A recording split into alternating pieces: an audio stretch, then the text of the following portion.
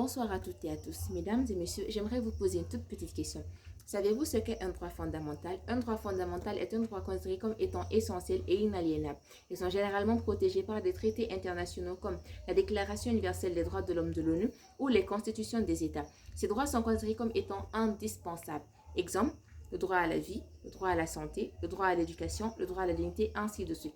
L'article 24 de la Déclaration universelle des droits de l'homme stipule que toute personne a droit au repos et au loisir. La sieste étant considérée comme une forme de repos, donc un droit fondamental essentiel au maintien de l'équilibre physique et mental d'une personne.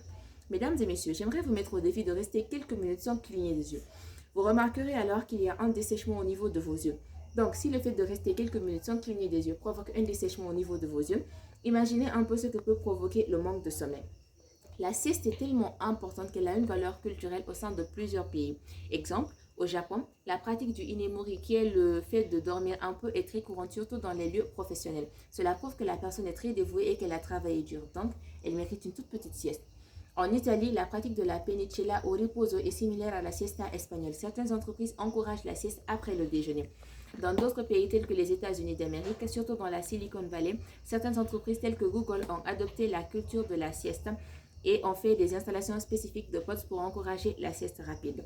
Outre la valeur culturelle donnée à la sieste, elle a des avantages principaux tels que l'amélioration de la vigilance, la récupération physique, la réduction du stress, l'amélioration de l'humeur, le renforcement de la mémoire et la réduction des risques cardiovasculaires.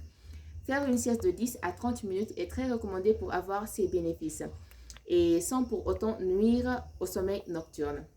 Donc, j'aimerais vous donner un dernier exemple, mesdames et messieurs. Vous savez, lorsque l'on travaille toute la journée, vraiment on travaille, on est totalement épuisé. La seule chose à laquelle on pense, c'est de se reposer. Certaines personnes skippent, c'est-à-dire sautent même la nourriture ou même l'hygiène juste pour pouvoir se reposer.